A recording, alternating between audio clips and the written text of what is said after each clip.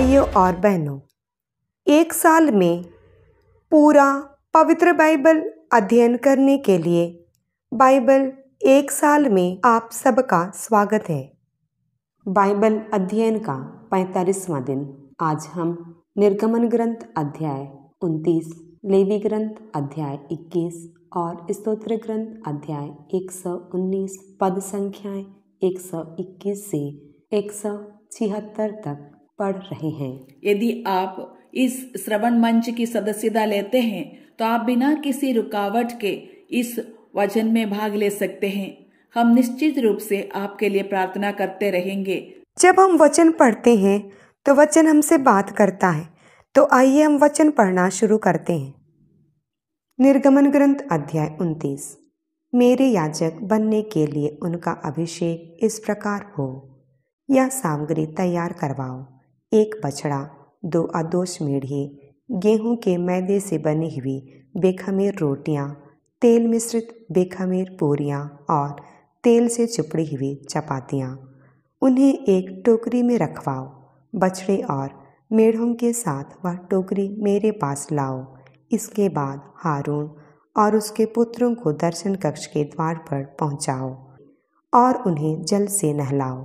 फिर वस्त्र लेकर हारून को कुर्ता, अंगरखा, एफोद और वक्षपेटिका पहनाओ। कलात्मक ढंग से बने कमरबंद से एफोद को हारून पर बांधो। उसके सिर पर पगड़ी रखो और उस पर स्वर्ण पुष्प लगाओ। अभियंजन का तेल लेकर उसे उसके सिर पर उड़ेलते हुए उसका अभिषेक करो। उसके पुत्रों को अपने पास बुलाओ और उन्हें कुर्ते पहनाओ। हारून और उसके पुत्रों के शरीर पर कमरबंद बांधो और उनको पगड़ी पहनाओ। एक चिरस्थायी विधान द्वारा उन्हें याजक का पद प्राप्त होगा। तुम इस प्रकार हारून और उसके पुत्रों का अभिषेक करोगे। तब बछड़ा दर्शन कक्ष के सामने ले आओ।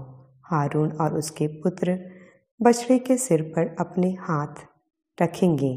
फिर दर्शन कक्ष के द्वार पर प्रभु के सामने इस बछड़े की बलि चढ़ाओ।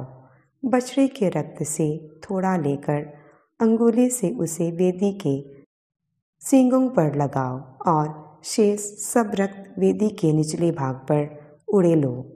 अंतड़ियों के आसपास की सारी चर्बी, जिगर की झिल्ली, दोनों गुर्दे और उन पर की चर्बी, यह सब वेदी पर रखकर जलाओ। बछड़े का मांस, उसकी खाल और उसका गोबर शिविर के बाहर आग में जलाओ, क्योंकि यह प्रायश्चित का बलिदान है। 1 मेढ़ा ले आओ। हारून और उसके पुत्र मेढ़े के सिर पर अपने हाथ रखेंगे। इसके बाद मेढ़े की बलि चढ़ाओ और उसका रक्त वेदी के चारों ओर छिड़को। मेढ़े के टुकड़े टुकड़े कर दो। उसकी अतड़ियाँ और उसके पैर धोकर उन्हें दूसरे टुकड़ों और सिर के पास रखो। इसके बाद पूरा का पूरा मेढ़ा वेदी पर जला दो।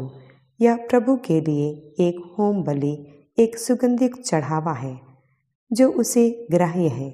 इसके बाद दूसरा मेढ़ा ले आओ। हारून और उसके पुत्र उस मेढ़े के सिर पर भी अपने हाथ रखेंगे। इसके बाद मेढ़े की बलि चढ़ाओ और उसके रक्त से थोड़ा लेकर हारून और उसके पुत्रों के दाहिने कान के लौ पर लगाओ। उसे उनके दाहिने हाथों के अंगूठों और दाहिने पाँवों के अंगूठों पर भी लगाओ। शेष रक्त वेदी के चारों ओर छिड़को। वेदी पर छिड़के हुए रक्त और अभियंजन तेल से कुछ लेकर हारून और उसके वस्त्रों तथा उसके पुत्रों और उसके पुत्रों के वस्त्रों पर छिड़को। इस प्रकार वह, उसके वस्त्र, उसके पुत्र और उनके वस्त्र पवित्र हो जाएंगे।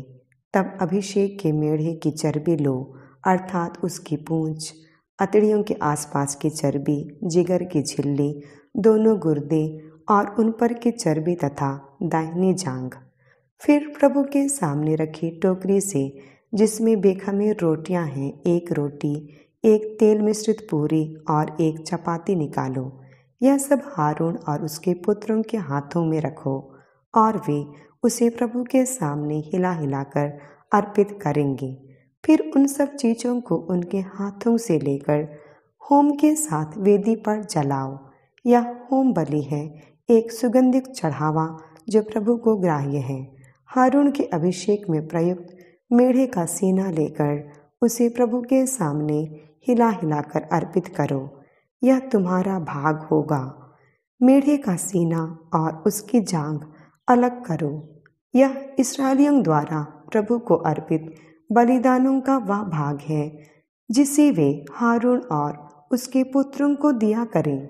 हारून के पुत्र वस्त्र बाद में उसके पुत्रों को मिलेंगे।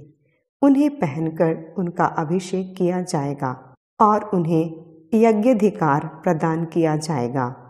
जब वह पुत्र जो उसके स्थान पर याजक बनेगा पवित्र स्थान में सेवा करने के लिए दर्शन कक्ष में प्रवेश करेगा तो उन्हें 7 दिन तक धारण करेगा।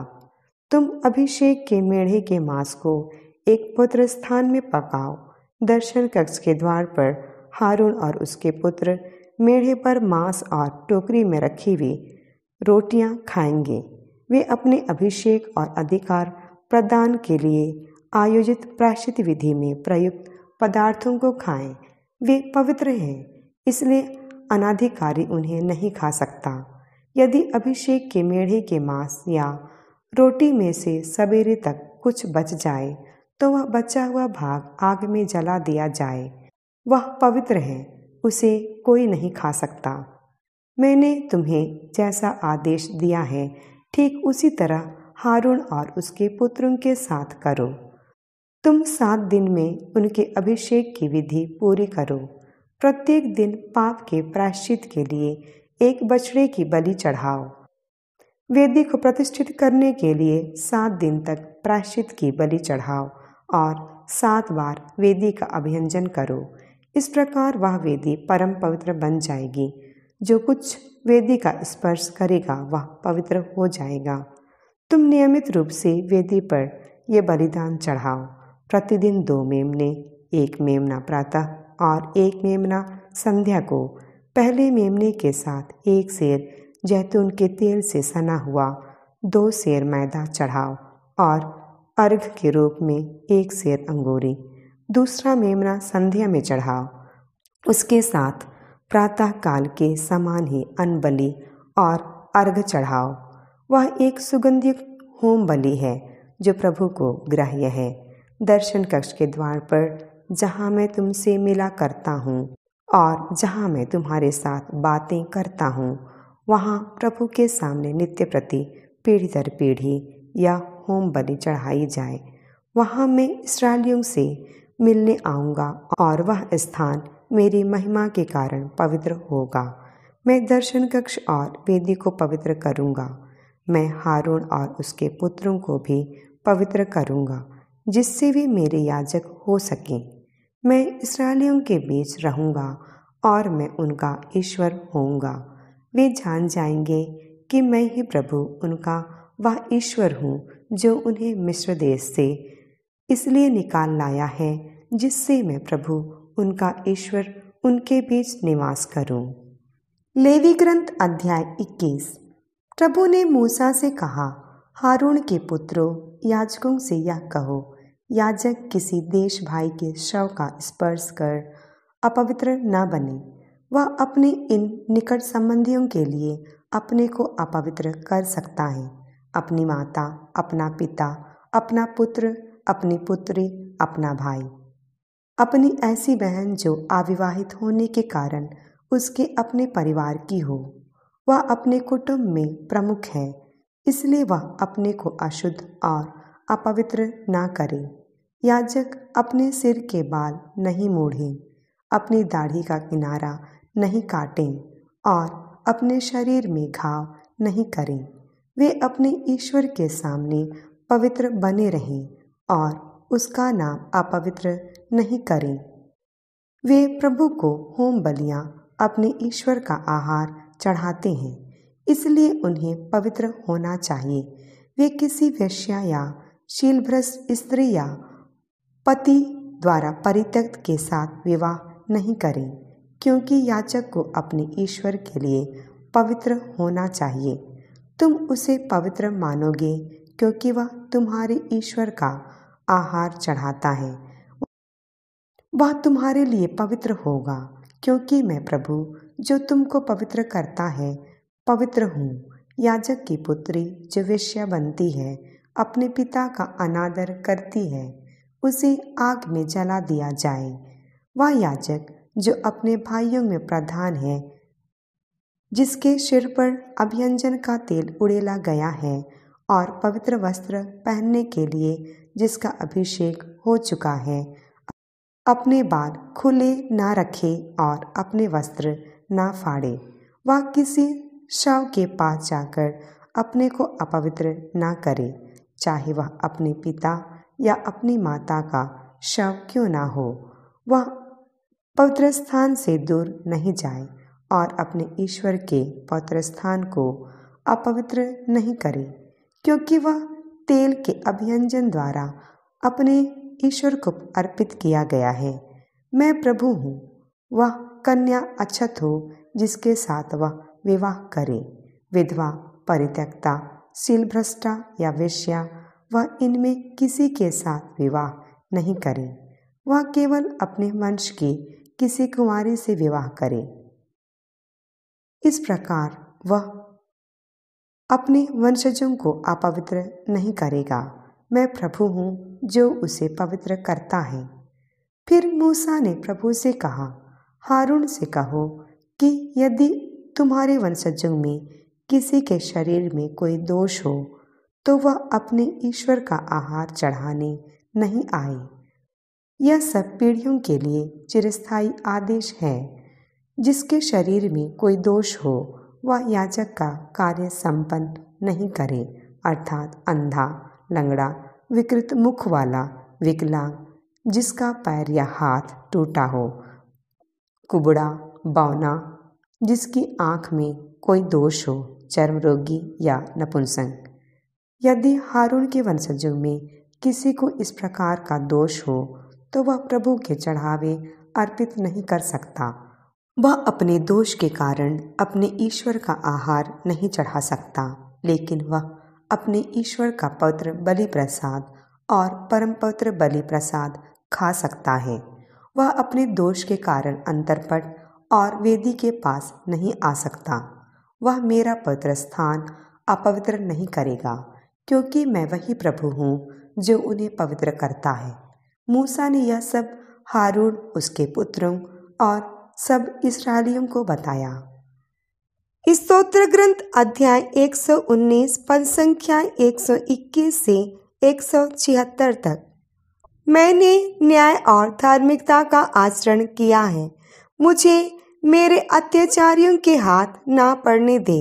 अपने सेवक की सुख शांति की रक्षा कर, जिससे घमंडी मुझ पर अत्याचार ना करें। तेरी मुक्ति और तेरी न्यायसंगत प्रतिज्ञा की पूर्ति के लिए मेरी आंखें तरसती रहती हैं। अपनी सत्य प्रतिज्ञता के अनुरूप अपने सेवक से व्यवहार कर और मुझे अपनी संहिता की शिक्षा प्रदान कर। मैं तेरा सेवक, मुझे विवेकशील बना और मैं तेरे आदेशों का ज्ञान प्राप्त करूँगा। प्रभु, हस्तक्षेप करने का समय आ गया है। तेरी संहिता का उल्लंघन किया जाता है। सोने, परिष्कृत सोने की अपेक्षा मुझे तेरी आज्ञाएं अधिक प्रिय हैं। मैं तेरे सभी नियम न्यायसंगत मानता और असत्य के सब मार्गों से घृणा करता हूँ। तेरे नियम अपूर्व हैं, इसलिए मैं उनका पालन करता हूँ। तेरी शिक्षा की व्याख्या ज्योति प्रदान करती है। वह अशिक्षितों को भी विवेकशील बनाती है। मैं आह भरकर बड़ी उत्सुकता से तेरी आज्ञाओं के लिए तरसता रहता हूँ। मुझ पर दया दृष्टि कर, जैसा कि तू अपने भक्तों के लिए करता आया है। अपनी प्रतिज्ञा के अनुसार मेरे कदमों को दृढ़ता प्रदान कर। किसी भी बुराई का मुझ पर अधिकार न होने दे। मुझे मनुष्यों के अत्याचार से मुक्त कर, जिससे मैं तेरी आज्ञाओं का पालन करूं। अपने सेवक पर दया दृष्टि कर, मुझे अपने आदेशों की शिक्षा प्रदान कर। मेरी आंखों से आंसुओं की धारा बहने लगी, क्योंकि लोग तेरी संहिता का पालन नहीं करते। प्रभु, तू न्यायी है, तेरे निर्णय सही हैं। न्याय के अनुसार और पूरी सच्चाई से तूने अपने आदेशों की घोषणा की है। जब मेरे विरोधी तेरी शिक्षा भुलाते हैं तो मेरा धर्मोत्साह मुझे खा जाता है। तेरी शिक्षा पूर्ण रूप से विश्वसनीय है। तेरा सेवक उसे प्यार करता है। दीनहीन और तिरस्कृत होने पर भी मैंने तेरे नियमों को नहीं भुलाया। तेरा न्याय चिरस्थायी न्याय है। तेरी संहिता मूर्तिमान सत्य है।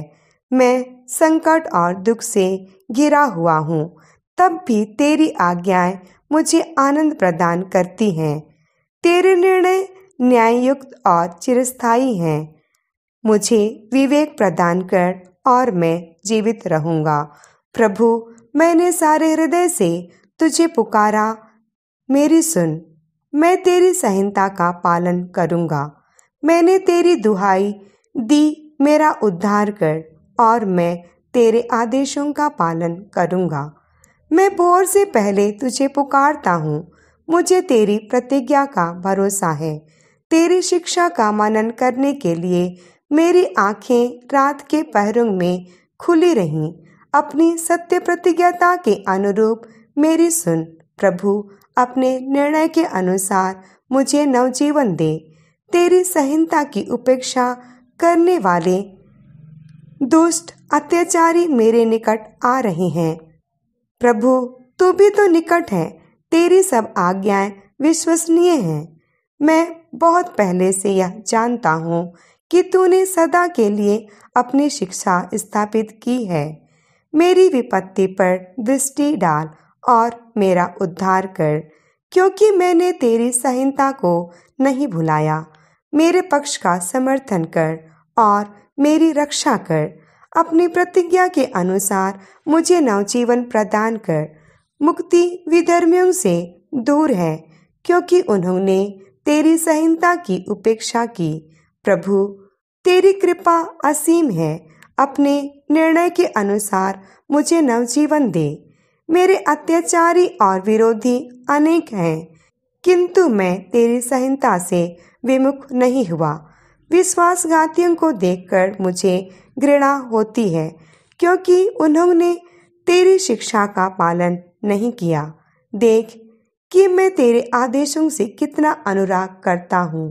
प्रभु, अपनी सत्य प्रतिज्ञता के अनुरूप मुझे नवजीवन दे। तेरी शिक्षा सत्य पर आधारित है। तेरे न्याय का प्रत्येक निर्णय अपरिवर्तनीय है। शासकों ने मुझ पर अकारण अत्याचार किया, किंतु मेरा हृदय केवल तेरी शिक्षा का उल्लंघन करने से डरता है। मैं तेरी प्रतिज्ञा के कारण वैसे ही आनंदित हूँ, जैसे कोई बड़ा खजाना मिलने पर आनंदित है। मैं सारे हृदय से असत्य से घृणा करता हूँ। तेरी संहिता ही मुझे परम प्रिय है। तेरे न्याययुक्त निर्णयों के कारण मैं दिन में 7 बार तेरी स्तुति करता हूँ।